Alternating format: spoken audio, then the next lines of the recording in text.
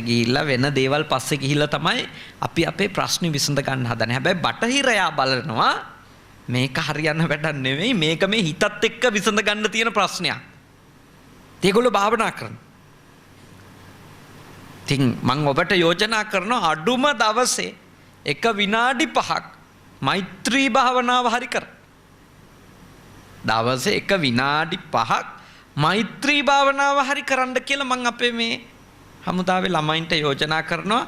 ඒක ඕගොල්ලොන්ට ලොකු ආස්වාදයක් වෙයි. ලොකු රහක් දැනේ. ඒ සමාධියට පත් වුණාම පැය ගණන් ඔබට සතුටින් ඒ මනස තුල ජීවත් වෙන්න පුළුවන් වෙයි. ඒක අත්විඳින්න ඕගොල්ලෝ.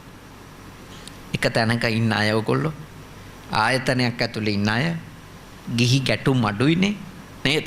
හාමුදුරුලට වැඩිය මේ සිල් රකින්න පුළුවන් තැනක නෙමෙයි ඉන්නේ. ඉතින් ඕගොල්ලන්ට ගැටීම් අඩුයි. ඉතින් ඒ ගැටුම අඩු තැන ඉන්න ගමන් ඒ පැත්ත හොඳට දියුණු කරගන්න ක්‍රීඩාවලට එහෙම අනිවාර්යෙන් යොමු වෙන්න, කම්මැලි වෙන්න එපා.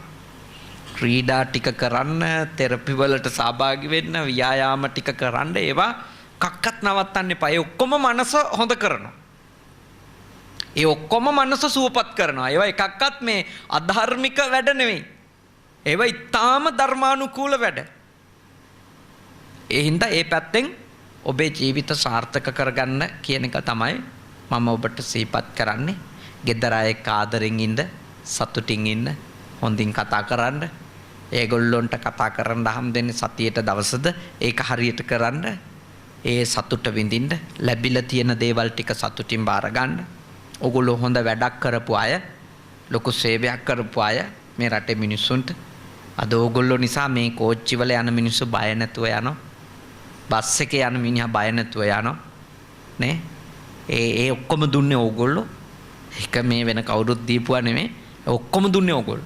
ඕගොල්ලෝන්ගේ හැම පරිත්‍යාගයක්ම ඒ නිදහසට, ඒ සාමයට සම්බන්ධයි. ඒක ගැන ඕගොල්ලෝ සතුටු වෙන්න. අපි අද යම්කිසි ප්‍රශ්න ටිකක හිටියත් අපි නිසා ගොඩක් අය සතුටු වෙනවා කියන්නේ.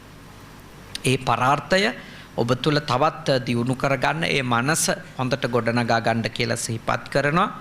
ශ්‍රද්ධාවෙන් ඔබ 9:40 ඉඳලා දැන් 10:40 වෙලාව පැයක වෙලාවක් එහුම්කම් දුන්නා. මීට එහා මම මේ දේශනේ දික් කරන්නේ මම ඔබට හදවතින්ම ආශිර්වාද කරනවා. ඔගොල්ලෝ කරපු සේවය අපි කියා ඇවිද්දේ නැතත් අපේ ඒක ඇතුලේ තියෙනවා. ඔගොල්ලෝ කොච්චර ලොකු සේවයක්ද කරේ කියන එක. මේ මහතුරු පුළුවන් හැම දවසකම හමුදාවේ ළමයි වෙනුවෙන් දේවල් කරපු අය, සහ කරමින් ඉන්න අය, එහෙම කට්ටියක් මේ ලංකාවේ ඉන්නවා. ඒවා ගැන මතකයක් නැති මිනිස්සුත් ඉන්නවා. ඉතින් ඒක කරන්න දෙයක් නැහැ. ඒක සාමාන්‍යයිනේ. මිනිස්සු කියන්නේ එහෙම තමයි. ඔයගොල්ලෝ ඒ ගැන වද වෙන්න එපා නේ. ඔය වද වෙන්න එපා. නමුත් ඕගොල්ලෝ කරපු සේවාව ගැන ඕගොල්ලෝ සතුටු වෙයි.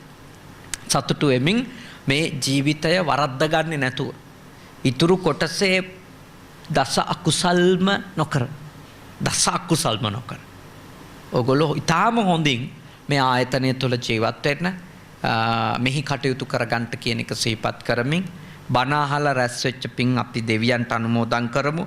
දෙවිවරු පින් අනුමෝදන් වේවා. දෙවිවරුන්ගේ ආශිර්වාදය ඔබ සමගම යුද බිමේදී තුවාල වෙලා යම් යම් තැන්වල, ගෙවල්වල, රණවිරු ගම්මානවල, යුද හමුදා රෝහල්වල, නේවාසික මේ වගේ ආයතනවල ප්‍රතිකාර ලැබමින් සිටින සියලු රණවිරුවන්ට ලැබේවා. ඒ අයට මානසික සැනසෙල්ල උදා කරගන්නට දෙවියෝ උපකාර කෙරෙත්වා. කායික නිරෝගී සුවය උදා කරගන්නට දෙවියෝ උපකාර කෙරෙත්වා. ඒ අය බලා ගන්න මේ නිලධාරී මහත්තුරුන්ලට, මහත්මීන්ලට අප උපස්ථාන කරන දොස්තර මහත්තුරුන්ලට, ඒ අනිකුත් සියලුම සාත්තු සේවක කණ්ඩායම් වලට සියලු දෙවියන්ගේ ආශිර්වාදය වේවා. ඔබ වැනි අය අමතක නොකර ඔබත් සමග ජීවිතේ එක දවසක් හරි ගත කරන්න මේ වගේ තැන්වලට එන අපේ මේ පෙරේර මහත්මයාලා වැනි සත්පුරුෂයෝ ඉන්නවා. ඒ පවුල්වල අයටත්, පෙරේර මහත්මයා ඇතුළු ඒ පවුල්වල අයටත් දෙවියන්ගේ ආශිර්වාදයෙන් සෙතක්, සාන්තියක්, යහපතක් වේවා. දෙවියෝ මේ උතුම් පින්බෙලෙන් නිවන් දකිත්වා කියලා සාදු කියලා දෙවියන්ට පින් දෙයි.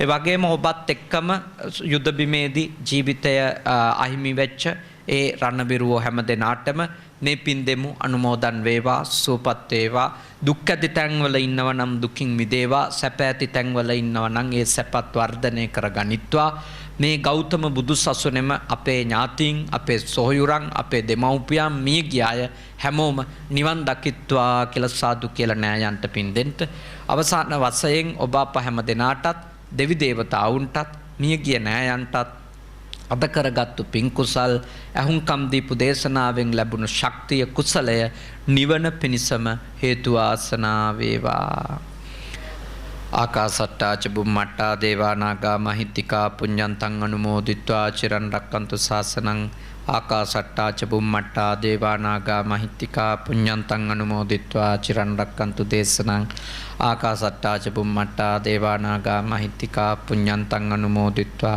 චිරන් රැක්කන්තු මම් පරන්ති තී දැන් වන්දනා කරන්න අභිවාදන සීලිස්ස නිච්ඡං වද්දාපචායිනෝ චත්තාරෝ ධම්මා වඩ්ඩන්ති ආයුවන්නෝ සුඛං බලං ආයුරාෝග්‍ය සම්පatti සග්ග සම්පatti මේව චතෝ නිබ්බාන සම්පatti ඉමිනාතේ සමිජ්ජතු හැම දිනාටම තෙරුවන් සරණ ප්‍රාර්ථනා කරනවා ඒ වගේම යෝජනා කරනවා ඕගොල්ලොන්ට ලැබෙන වැටුපෙන් හැම මාසෙම රුපියල් 200ක් ලෙඩෙකුට බේත් ගන්න හැම මාසෙම යොදන්න හැම මාසෙම ඒක ඕගොල්ලොන්ට සසර පුරාම නිරෝගී වෙන්න ලොකු උපකාරයක් වෙන මහ පිනක් බවට පත් වේ රුපියල් 200ක් මහ ගාණක් නෙමෙයි හැම මාසෙම ඒ කටයුත්ත නොකඩවා කරන්න ඒක ගෙදර අයට පවරලා ඔබේ වැටුප ලැබෙන තාක්කල් ඒ කටයුත්ත කරන්න සසර පුරාම ඔබට නිරෝගීව ඉන්න ඔබ ඒ කරන කුසලය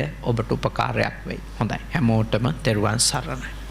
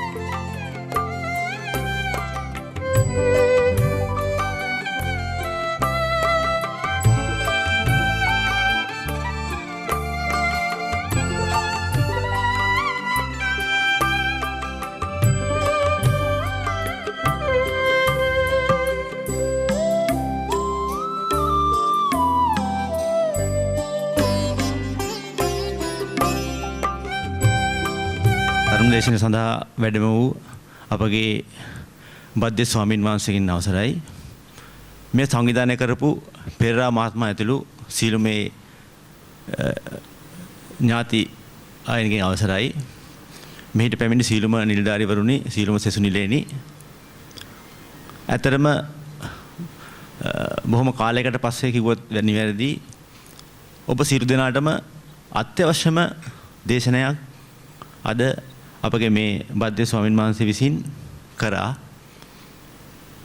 මේක අපි ළඟදී අපේ දෙවන නිලධාරියා වශයෙන් හිටපු කෙනෙක් ලියපු ලිපියක නෙමෙයි තීසිස් එක මේ කටයුත්ත ඔබට අද ස්වාමීන් වහන්සේ දේශනා කරපු ධර්මයේ තිබුණු අද ඔබ පත්වලා තියෙන තත්වය කුමක්ද? එයින් නිවැරදි මාර්ගයට යන්නේ කොහොමද කියන එක අපගේ කිසිම පොතපතක සඳහන් වෙලා නැහැ. අපි පුනරුත්ථාපනය කරන ක්‍රියාවලියේ අපි දන්නවා තියෙනවා වොකේෂනල් ට්‍රේනින්. ඒ කියන්නේ මේ පුනරුත්ථාපන ක්‍රියාවලියේ කරන ක්‍රියාවලියට අමතරව ඔබ ගෙදර යන විට ඔබට අපි යම්කිසි පුහුණුවක් ලබා දෙනවා. ගිහිලා ජීවත් වෙන්න මෙන්න මේව කරන්න කියලා. නමුත් මෙම බුද්ධ ධර්මයේ තියෙන ඔබගේ හිත හරි ගස්සලා යවන්න ඕන කියන එක කිසිම තැනක පොතපතක සඳහන් වෙලා නැහැ. ඒක අපි ළඟදී තිබුණු පොතක් ලිවීමේදී අපේ දේවනාන්දවරයා මා වෙත පැමිණිය පසු මම ඒක යෝජනා කරා ඒ පොතට ඒක දාන්න කියලා. ඇත්තට මේක දැම්මා. ඒක තමයි යාගේ විශේෂම දේ. ඒ පොතේ තිබුණු අපි කොච්චර ඕගොල්ලන්ට මොනවා කියලා යවුවත් වැඩක් නැහැ. අද හාමුදුරුවෝ කිව්ව වදාළ විදිහට ඒ අත්‍යවශ්‍යම දේ සංසාර ගමනට අවශ්‍ය දේ. මම හිතන්නේ මේ සංසාර ගමන කිව්වහම මම බන කියන්නේ නැහැ හාමුදුරුවෝ. හැබැයි මේ සංසාර ගමන කියන්නේ අපි මේ ගත කරන කාලේ මේ ඇහිපිල්ලමක් ගන්නට වැඩි අඩු කාලයක් සංසාර ගමන. එච්චර දිග සංසාර ගමනක්. අපි මේ ගවන්නේ පිටා පොඩි කාලයක්. ඒකදී අපි ස්වාමීන් වහන්සේ දේශනා කරේ ඒ පොඩි කාලේ මේ වෙච්ච දේ මේ පොඩි කාලේ මේක උපරිම ප්‍රයෝජන අරගෙන මේ දිග සංසාර ගමන යන්න හිත හදාගන්න ඒකට නියම මාර්ගයට යන්න කියන එකයි මේ දේශනාවේ මූලික පරමාර්ථය උනේ. ඒක ඇත්තටම මම ඉතාමත් සන්තෝෂ වෙනවා අපේ රණවිර සෙවණ සීලුම සමාජිකයන් සන්තෝෂ වෙනවා. අපි හිතනවා අපි නැවත නැවතත් අපේ බද්දි හාමුදුරුවන්ගෙන් මේ වගේ දේශනා අහන්න අපි සියලටම හැකි වෙයි කියලා. නැවතත් මම මේ සංවිධානය කරපු මේ කරපු සීලුම අයට ස්තුතිවන්ත වෙමින් නැවතත් අපේ හාමුදුරුවෝ වහන්සේට ස්තුතිවන්ත වෙමින් මගේ වචන ස්වල්පය අවසන් කරනවා. බොහොම ස්තුතියි.